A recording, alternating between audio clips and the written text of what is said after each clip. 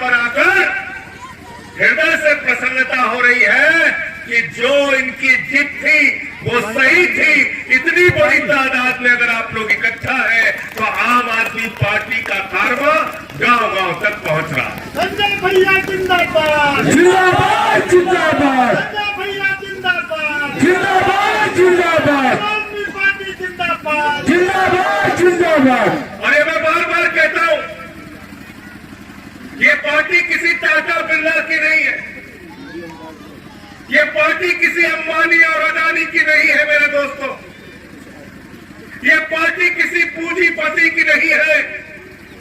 ये पार्टी हमने बनाई जंतर मंतर पे, और जब हमने ये पार्टी बनाई तो हमने तय किया इस देश का आम आदमी पार्टी बनाएगा, इसलिए हमने इस पार्टी का नाम रखा आम आदमी पार्टी। ये आपकी पार्टी है, आपने इस पार्टी को बनाया अपने श्रम से, अपने परिश्रम से, अपनी मेहनत से। 13 साल के अंदर अरविंद केजरीवाल जी के साथ मिलकर आज आम आदमी पार्टी पूरे हिंदुस्तान में राष्ट्रीय पार्टी का दर्जा है, राष्ट्रीय पार्टी का। ये आपकी मेहनत की बदौलत हुआ है। आम आदमी पार्टी जिंदाबाद, जिंदाबाद जिंदाबाद, संजय भैया जिंदाबाद, जिंदाबाद जिंदाबाद। लोग हमारे ऊपर हंसते थे, 2013 में कहते थे टोपी वाले आ गए, अरे कैसे चुनाव जीतेंगे, इनका तो कोई अस्तित्व नहीं है। हमने चुनाव में खड़ा किया राखी बिरलान को, सफाई कर्मचारी समुदाय से आने वाली एक गरीब घर की बेटी, उसके सामने 1000 करोड़ की संपत्ति का मालिक खड़ा था। 1000 करोड़ की संपत्ति का मालिक राजकुमार चौहान, राखी बिरला ने, जिसके लिए उनके समाज के लोगों ने 3.5 लाख रुपए चंदा इकट्ठा करके चुनाव लड़ाया। पहला चुनाव 11,000 वोट से हराया, दूसरा चुनाव 22,000 वोट से हराया, तीसरा चुनाव 25,000 वोटों से दिल्ली के अंदर हराया। यह है आम आदमी की ताकत। केजरीवाल साहब लड़ रहे थे शीला दीक्षित के खिलाफ। लोगों ने उनसे कहा है शीला दीक्षित तो 3 बार के मुख्यमंत्री हैं, आप चुनाव मत लड़िए। केजरीवाल साहब ने कहा उनके पास पैसे की ताकत है, लेकिन हमारे पास लोगों की ताकत है। 26,000 वोटों से दिल्ली के मुख्यमंत्री को हराने का काम अरविंद केजरीवाल ने किया 2013 के। यह आम आदमी की ताकत है। गरीब घरों के लड़के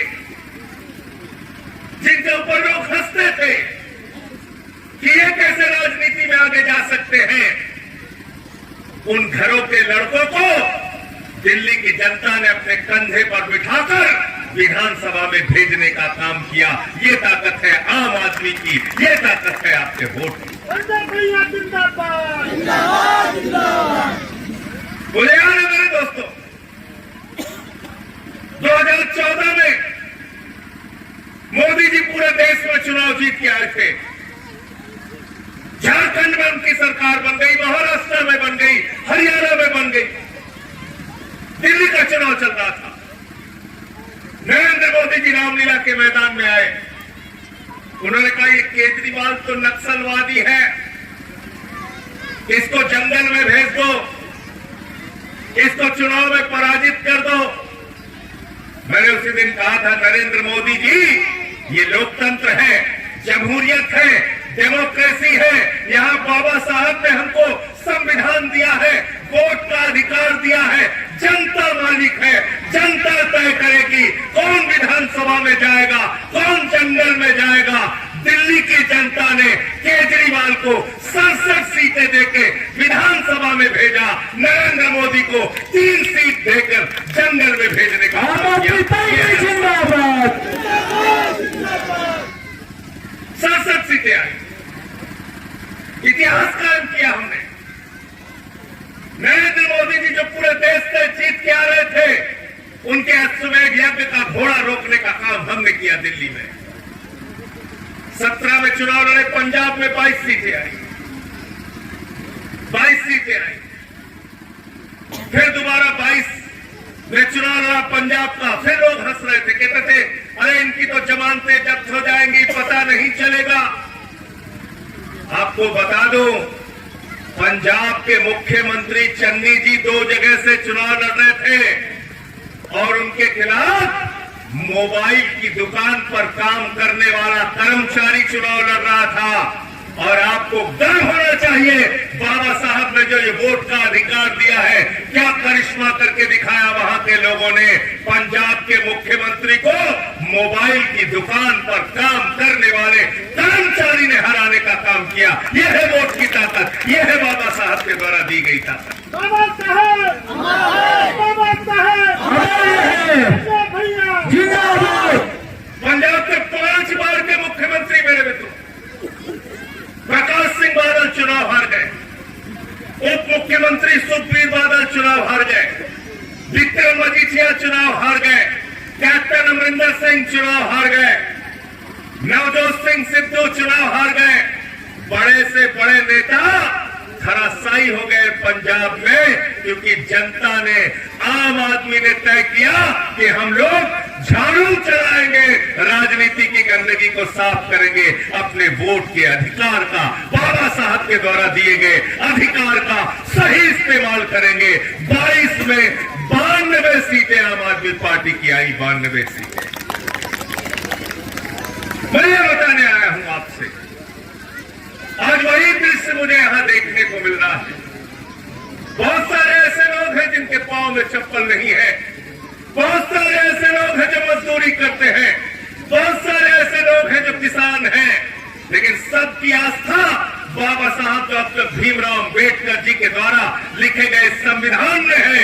और वो संविधान हमको कहता है कि बाबा साहब ने वोट के मामले में राष्ट्रपति से कहा आपका वोट एक होगा, प्रधानमंत्री से कहा आपका भी वोट एक होगा, विधायक और सांसद से कहा तुम्हारा भी वोट एक होगा, गांव के मजदूर को कहा तुम्हारा भी एक वोट होगा, दलितों का, पिछड़ों का, आदिवासियों का, मुसलमानों का, सिखों का और ईसाइयों का, सबका वोट एक होगा, 2 किसी का नहीं गिना जाएगा। ये अधिकार डॉक्टर बाबा साहब भीमराव अंबेडकर जी ने देश की जनता को दिया, ये हमें कभी नहीं भूलना चाहिए।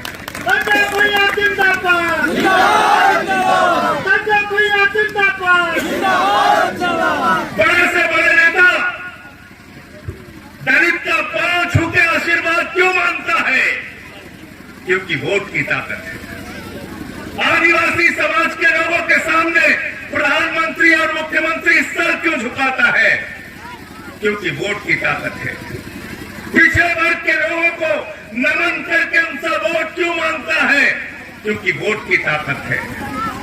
लेकिन अगर यही वोट की ताकत छिन जाएगी तो कोई आपके स्कूल के बारे में नहीं सोचेगा, कोई अस्पताल के बारे में नहीं सोचेगा, कोई गांव की सड़कों के बारे में नहीं सोचेगा, कोई खाद की बोरी के बारे में नहीं सोचेगा, कोई फसल के दाम के बारे में नहीं सोचेगा, कोई आपके विकास के बारे में नहीं सोचेगा, कोई आपकी तरक्की के बारे में नहीं सोचेगा, कोई आपके आरक्षण के बारे में नहीं सोचेगा, कोई बाबा साहब के संविधान के बारे में नहीं सोचेगा।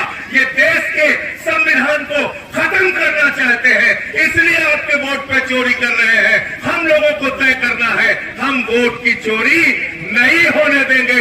हाथ उठा के बताओ, वोट चोरी के खिलाफ लड़ोगे कि नहीं लड़ोगे? हाथ उठा के बताओ। पीछे लड़ेंगे। ये वोट का अधिकार बचा के रखना है, वरना आज जिस उत्तर प्रदेश में हम लोग हैं इस वक्त, संविधान पे हमले के बारे में पत्रकारों ने मुझसे पूछा। संविधान हमको सम्मान के साथ जिंदगी जीने की गारंटी देता है, लेकिन जब हम पढ़ते हैं काकोरी में पासी समाज के एक 70 साल के बुजुर्ग को मंदिर की सीढ़ियों पे पेशाब चटवाई गई, जब हम पढ़ते हैं कि बुलंदशहर में सीआरपीएफ के जवान को शादी में घोड़ी पर नहीं बैठने दिया गया, जब हम पढ़ते हैं कि एटा के अंदर, मैनपुरी के अंदर एक कथावाचक की छुट्टियां काट ली गई, जब हम पढ़ते हैं कि उत्तर प्रदेश में पिछड़े वर्ग के लोगों का में आरक्षण खा लिया गया, दलितों का आरक्षण खा लिया गया और सरकार खामोश रहती है, चुप रहती है, तब हमको लगता है देश के संविधान पे खतरा है, देश के संविधान को ये लोग कुचलना चाहते हैं, संविधान में दिए गए आरक्षण के अधिकार को कुचलना चाहते हैं। जब हम देखते हैं हमारे बच्चों के लिए बनने वाले सरकारी स्कूल बंद किए जा रहे हैं, जब हम देखते हैं सरकारी स्कूलों में मिड डे मील के लिए नमक और रोटी दी जा रही है, नमक और भात दिया जा रहा है, तब हम ये समझते हैं कि संविधान में दी गई शिक्षा की गारंटी को, आरक्षण की गारंटी को ये लोग खत्म करना चाहते हैं। जब तक हम और आम आदमी पार्टी जिंदा है, हम शिक्षा के आरक्षण के अधिकार को खत्म नहीं होने देंगे। इस सभा में इस बात का भी हाथ उठा के संकल्प लीजिए। तैयार है आप लोग? संजय भैया जिंदाबाद। इस लड़ाई के लिए तैयार है? क्या कहा था बाबा साहब ने? शिक्षा शेरनी का वो दूध है जो जितना पिएगा उतना दहाड़ेगा। शिक्षा शेरनी का वो दूध है जो जितना पिएगा उतना दहाड़ेगा। लेकिन मैं जौनपुर गया था, वहां दलितों की बस्ती में एक बना हुआ सरकारी स्कूल बंद कर दिया गया। मैं कई गांवों का दौरा किया, मैं आगरा गया, एटा गया, लखनऊ के सरकारी स्कूलों में गया जहां दलितों के पिछड़ों के बच्चे पढ़ते हैं। वो सरकारी स्कूल बंद कर दिए गए। कई माताओं ने शिकायत की आकर के हमारे बच्चों से कहा जाता है कि अरे ये तो दलितों के बच्चे पढ़ लिख लेंगे तो क्या कर लेंगे, करना तो मजदूरी है। ऐसे अपमानित किया गया। ये मैं नहीं बोल रहा, उन माताओं के बयान है, उसके वीडियो मौजूद है, आप देख सकते हैं किस तरह से आपके बच्चों को अपमानित किया जाता है, किस तरह से आपके स्वाभिमान को चोट पहुंचाई जाती है, संविधान को चोट पहुंचाई जाती है, आरक्षण के अधिकार को चोट पहुंचाई जाती है। और आपसे क्या कहा जाता है? हिंदू मुसलमान के नाम पे, हिंदू मुसलमान के नाम पे झगड़े करो, मुसलमानों से लड़ जाओ पिछड़ो, मुसलमानों से लड़ जाओ दलितों, मुसलमानों से लड़ जाओ तुम लोग। मैं आज इस मंच के माध्यम से पूछना चाहता हूं, बताओ किस मुसलमान ने कहा दलितों को गले में हांडी बांध के घूमना पड़ेगा, पीछे झाड़ू बांध के घूमना पड़ेगा? किस मुसलमान ने कहा कि तुमको आरक्षण नहीं मिलना चाहिए?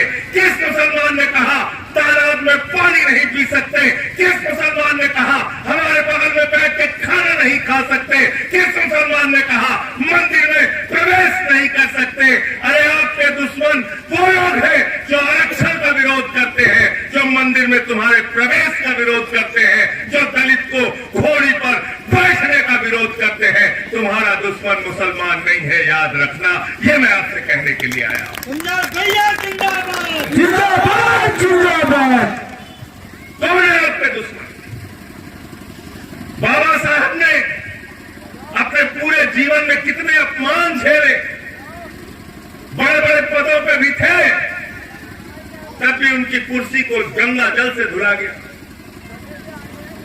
तालाब में पानी पीने के लिए संघर्ष किया गया, उनके नेतृत्व में संघर्ष हुआ, महान का आंदोलन हुआ। क्यों हुआ?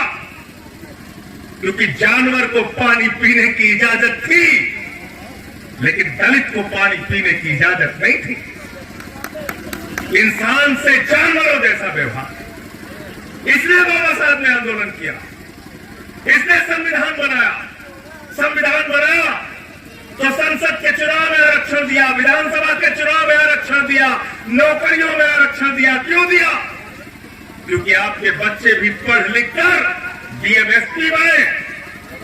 और डॉक्टर लोहिया ने कहा था कोई आदमी 0 पॉइंट पे खड़ा हो, कोई 20 किलोमीटर आगे खड़ा हो तो प्रतियोगिता नहीं हो सकती। जो 0 पॉइंट पे खड़ा है उसको विशेष अवसर देके 20 किलोमीटर आगे कर दो, फिर दौड़ की प्रतियोगिता कराओ, तब पता चलेगा कौन जीतेगा कौन हारेगा।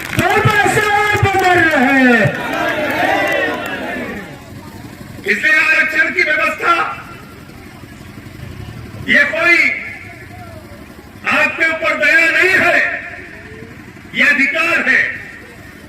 अधिकार इस बात का है कि सामाजिक व्यवस्था के कारण हजारों हजार वर्षों से भेदभाव करके आपको पीछे रखा गया है। मेरे साथियों और दोस्तों, मैं आपसे कहने के लिए आया हूं, हाथ जोड़कर विनती करने आया हूं, वक्त है अपने संविधान की लड़ाई लड़ने का, वक्त है पिछड़ों के हक की, दलितों के हक की लड़ाई लड़ने का, वरना आज जैसा माहौल हिंदुस्तान के अंदर तैयार किया जा रहा है, बताओ क्रिसमस का त्योहार होगा, चर्च के सामने हनुमान चालीसा पढ़ी जा रही है बरेली में, चर्च के सामने हनुमान चालीसा। अगर हनुमान चालीसा पढ़ना है तो हनुमान जी के मंदिर में जाओ, रामचरितमानस का पाठ करना है राम जी के मंदिर में जाओ। भगवान श्री राम ने नहीं कहा कि आप मस्जिद में जाकर रामचरितमानस का पाठ करिए, बजरंगबली और हनुमान जी ने नहीं कहा कि चर्च के सामने जाकर हनुमान चालीसा का पाठ करो। तुमको किसने इजाजत दी? चर्च के अंदर घुस के पादरी को मारते हो। मुझे बहुत शर्म आई।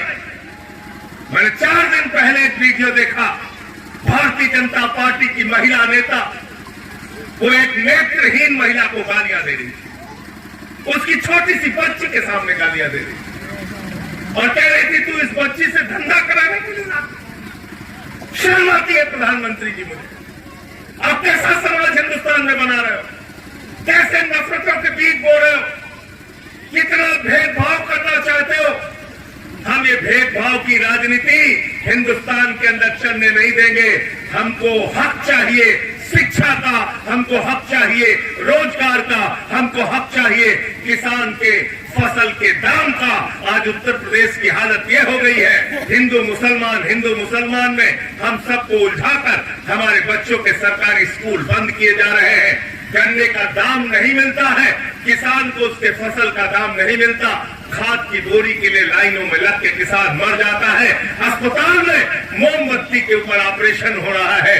हम देखते हैं तो शर्म आती है, तरस आती है कि आज बच्चों को मिड डे मील में नमक रोटी और भात नमक खाने के लिए दिया जाता है। और अगर हमको इन परिस्थितियों पे गुस्सा है, नाराजगी है, तो हमने 2 चरणों की पदयात्रा की, सरयू से संगम तक, रोजगार दो, सामाजिक न्याय दो, रामपुर से अमरोहा तक, वोट बचाओ संविधान बचाओ। तीसरी यात्रा हमारी शुरू होने जा रही है मिर्जापुर से सारनाथ तक। हम आप सबसे अपील करना चाहते हैं, पूरे प्रदेश की जनता का आह्वान करना चाहते हैं, गरीबों का, दलितों का, पिछड़ों का, मुसलमानों का, जिनका भी हक मारा जा रहा है, आइए हम सब मिलकर उत्तर प्रदेश को आगे ले जाने के लिए, एक शिक्षित प्रदेश बनाने के लिए, एक रोजगार संपन्न प्रदेश बनाने के लिए, एक कृषि संपन्न प्रदेश बनाने के लिए एक साथ मिलकर काम करें और उत्तर प्रदेश को देश का नंबर 1 प्रदेश बनाने का हम काम करेंगे। ये हमें संकल्प लेना है। संजय भैया जिंदाबाद। लेकिन दुर्भाग्य से प्रधानमंत्री आते हैं, कहते हैं यूपी के नौजवानों तुमको हम गोबर से रोजगार देंगे। हमारे मोदी जी, हमारे यूपी का नौजवान गोबर से रोजगार करेगा और तुम्हारा दोस्त अडानी हजारों लाखों करोड़ का व्यापार करेगा। 1 रुपए में काम नहीं मिलता, लेकिन अडानी को 1 रुपए में बिहार के अंदर 1050 एकड़ जमीन मिल गई और 10 लाख आम और लीची के पेड़ मिल गए। मोदी जी नारा देते हैं, 1 पेड़ मां के नाम। वारे मोदी जी, 1 पेड़ मां के नाम और 10 लाख पेड़ अडानी के नाम। 10 लाख पेड़ अडानी के नाम। जनता को खूब मूर्ख बना रहे हो। महंगाई पे बोलते नहीं, प्रदूषण पे बोलते नहीं, बेरोजगारी पे बोलते नहीं। सिर्फ देश में हिंदू मुसलमान नफरत की राजनीति, इससे हमारा देश आगे नहीं बढ़ेगा। अभी एक बाबा जी निकले हैं, वो हिंदू राष्ट्र की बात कर रहे हैं। मैं पूछना चाहता हूं, कैसा राष्ट्र बनाना चाहते हो तुम? बाबा साहब डॉक्टर भीमराव अंबेडकर जी के संविधान में जो उन्होंने देश के लिए बनाया, भारत के लिए बनाया, उस संविधान में लिखा है भारत एक धर्मनिरपेक्ष राष्ट्र है। हमको कोई हिंदू, कोई मुसलमान, कोई सिख, कोई ईसाई का राष्ट्र नहीं चाहिए। हिंदुस्तान एक धर्म धर्मनिरपेक्ष राष्ट्र है, धर्मनिरपेक्ष राष्ट्र ही रहना चाहिए जिसमें सबका अधिकार सुरक्षित हो। वरना कल को तमिल वाला कहेगा हमें तमिल राष्ट्र दे दो, तेलंगाना वाला कहेगा हमें तेलंगाना राष्ट्र दे दो, नागालैंड वाला कहेगा हमें नागा राष्ट्र चाहिए, कश्मीर वाला कहेगा आजाद कश्मीर दे दो। अगर ये बहस आगे बढ़ी तो विनय पटेल कहेंगे हमको अयोध्या राष्ट्र दे दो, पवन तिवारी कहेंगे हमको काशी राष्ट्र दे दो, हम कहेंगे सुल्तानपुर के एक राष्ट्र बना दो, है हम राष्ट्रपति बन जाएंगे। जिंदाबाद जिंदाबाद जिंदाबाद जिंदाबाद। इसलिए ये देश को बांटने की कार्रवाई है, हम इसका विरोध करते हैं। किसी भी बंटवारे की राजनीति में मत फंसो, आपका कोई भला उससे होने वाला नहीं है। और मैं आपसे हाथ जोड़कर अंत में विनती करना चाहता हूं और अपनी बात को समाप्त करना चाहता हूं। हमारे छोटे भाई विनय सिंह जाटव जी जिला पंचायत के चुनाव में इस क्षेत्र से उम्मीदवारी अपनी प्रस्तुत करना चाहते हैं। हाथ उठा के अपना समर्थन कीजिए कि इनको जिला पंचायत में आप जिताकर भेजेंगे। अगर यहां से चुनाव लड़ते हैं तो आप इनको जिता के भेजेंगे नहीं भेजेंगे? हाथ उठा के बताइए, हाथ उठा के बताइए पीछे तक। बहुत बहुत शुक्रिया, बहुत बहुत धन्यवाद। तालियां बजा के इनका समर्थन कीजिए। हमसे कह रहे थे बीजेपी वाले भैया हमारे पीछे पड़ जाएंगे। एक बाबा साहब की मूर्ति लगनी थी, यहां लगने नहीं दिया, लगने नहीं दिया। मैं उसके परमिशन की लड़ाई लड़ूंगा मेरे दोस्तों, और आपको भरोसा देता हूं जिस दिन वो परमिशन हाथ में आ गई मैं अपनी ओर से भी 25,000 रुपए का सहयोग दूंगा और मूर्ति यहां बाबा साहब की लगवाऊंगा, आके आपके साथ लगवाऊंगा। संजय भैया जिंदाबाद जिंदाबाद, संजय भैया जिंदाबाद जिंदाबाद जिंदाबाद। और आपको किसी बीजेपी वाले से डरने की जरूरत नहीं है, किसी मोदी और योगी से डरने की जरूरत नहीं है। इन्हीं लाइनों के साथ मैं अपनी बात को खत्म करूंगा कि मुसलसल दुश्मने जा की निगहबानी में रहता हूं, मुसलसल दुश्मने जा की निगहबानी में रहता हूं। जहां घड़ियाल रहते हैं उसी पानी में रहता हूं। और अभी है सब्र मुझ में, तो जितना जी चाहे आजमा ले। अभी है सब्र मुझ में, तू जितना जी चाहे आजमा ले। फिर इसके बाद तुझे ही परेशानी में रहना है, फिर इसके बाद तुझे ही परेशानी में रहना है।